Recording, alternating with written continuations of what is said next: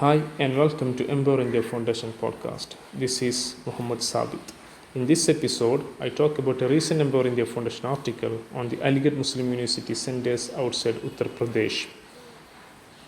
Aligarh Muslim University or AMU has an important role in the lives of Indian Muslim community and in broader perspective in protecting India's rich pluralistic legacy. The university was originally established as Madrasatul Ulum Muslimana Hind by the Muslim reformer and missionary Sir Said Ahmad Khan in 1875. The Madrasatul Ulum soon became the Muhammadan Anglo-Oriental College, and in 1920 it became Aligarh Muslim University. Needless to say, the Aligarh Muslim University has eventually emerged as one of the topmost centers of knowledge in the country. In his recent speech, Prime Minister Narendra Modi said the AMU community, including its students and teachers, was serving the country during the last 100 years. However, where does the university stand today? Whether the AMU is fulfilling its historic responsibility and its founder's vision, or is it stuck in the past? These are some of the questions worth to ask.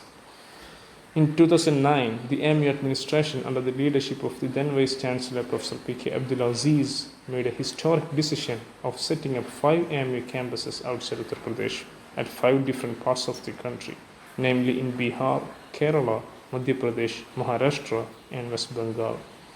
Professor Abdulaziz said there were 3 major reasons behind establishing these centers.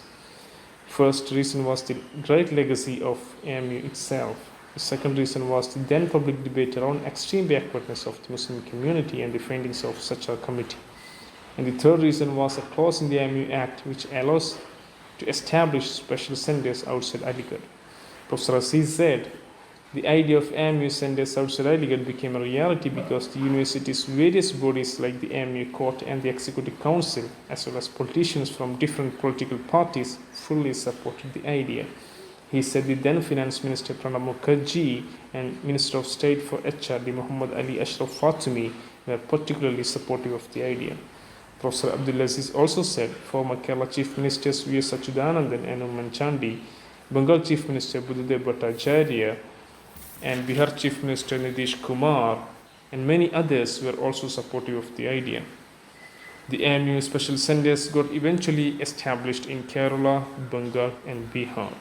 In the other 2 states, Madhya Pradesh rejected the AMU proposal, and in Maharashtra, which was first destined to respond, it eventually responded positively. But the center is not yet established there either. Professor Aziz said this initiative sparked hope and grabbed the attention of many state governments and minority groups across the country. The university received offers and proposals from 5 more states to open an AMU center in those states. The states are Rajasthan, Assam, Haryana, Tamil Nadu, and Andhra Pradesh. However, the current status of the AMU special centers in the 3 states where it has already been established tells us stories of negligence and injustice.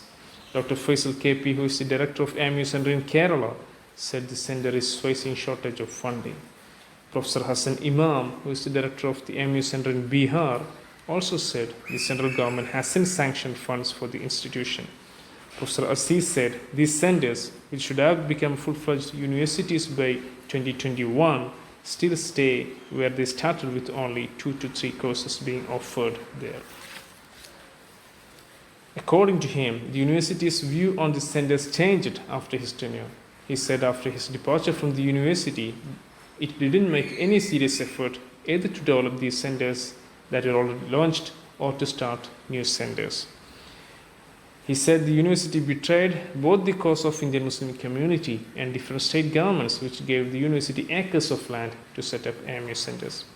Professor Aziz said the university administration can achieve anything, including the financial support from the union government, if it follows the official procedures properly.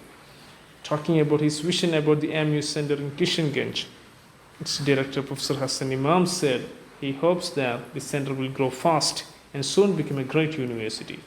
In fact, everybody else who loves the idea of AMU and who is concerned about Indian Muslims' educational backwardness shares this bright hope, not just for the Kishanganj center, but for every center that the AMU established and may also set up in future. Thank you.